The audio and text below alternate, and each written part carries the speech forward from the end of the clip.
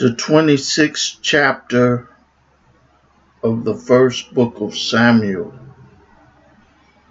And the Ziphites came unto Saul to Gibeah, saying, Doth not David hide himself in the hill of Hachilah,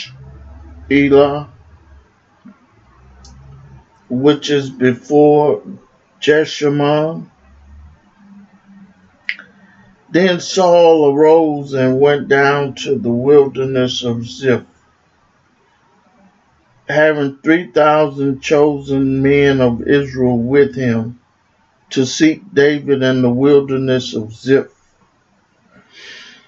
And Saul pitched in the hill of Hachilah, which is before Jeshimon, by the way, but David abode in the wilderness. And he saw that Saul came after him into the wilderness. David therefore sent out spies and understood that Saul was come in very deed. And David arose and came to the place where Saul had pitched. And David beheld the place where Saul lay. And Abner, the son of Ner, the captain of his host, and Saul lay in the trench, and the people pitched round about him. Then answered David and said to Abimelech, the Hittites and the Abishai, son of Zeruiah, brother of Joab, saying, Who will go down with me to Saul to the camp? And Abishai said, I will go down with thee.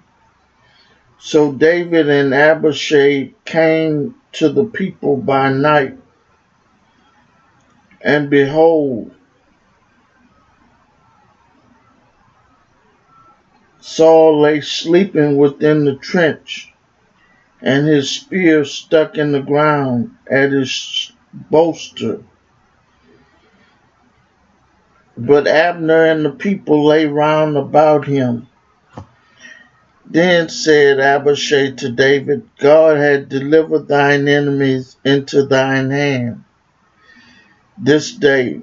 Now therefore let me smite him, I pray thee, with the spear, even to the earth at once, and I will not smite him the second time. And David said to Abishai, Destroy him not, for who can stretch forth his hand against the Lord's anointed and be guiltless? David said, Furthermore, as the Lord liveth, the Lord shall smite him, or his day shall come to die, or he shall descend into battle and perish. The Lord forbid that I should stretch forth mine hand against the Lord's anointed, but I pray thee, take thou now the spear that is at his bolster, and the cruse of water, and let us go. So David took the spear and the cruse of water from Saul's bolster, and they gat him, and they gat them away, and no man saw it, nor knew it, neither awake, for they were all asleep, because the deep sleep from the Lord was fallen upon them. Then David went over to the other side and stood on top of an hill afar off, a great space being between them. And David cried to the people and to Abner the son of Ner,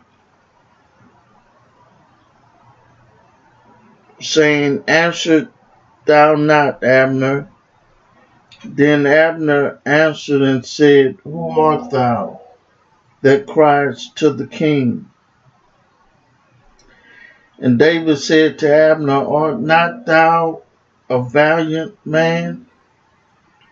And who is like to thee in Israel? Wherefore then hast thou not kept thy lord the king? For there came one of the people in to destroy the king thy lord.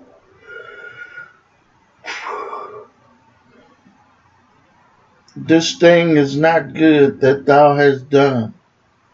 As the Lord liveth, ye are worthy to die, because ye have not kept your master,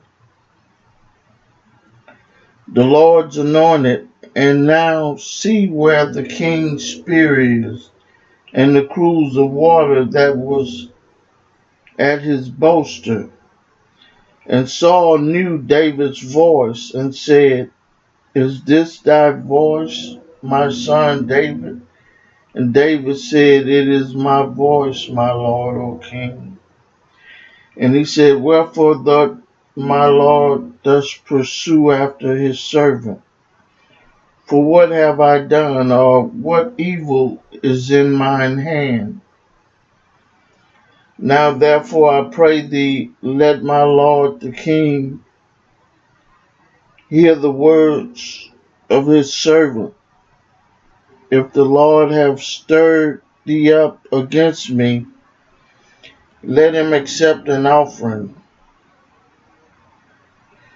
But if they be the children of men, cursed be they before the Lord. For they have driven me out this day from abiding in the inheritance of the Lord, saying, Go serve other gods.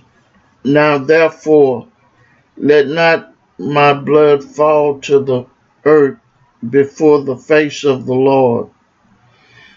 For the king of Israel is come out to seek a flea, as when one doth hunt a partridge in the mountains.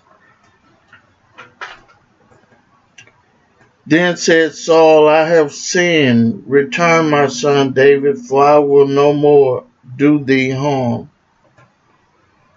Because my soul was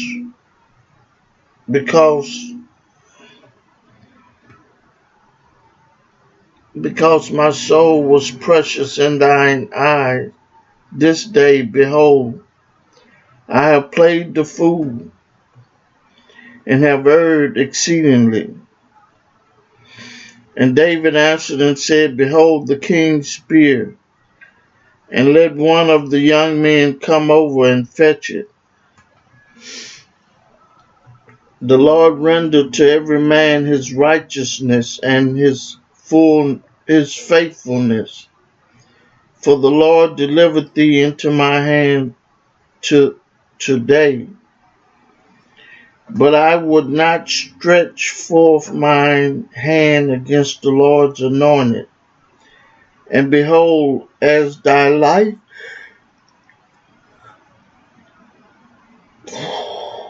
was much set by this day in mine eyes,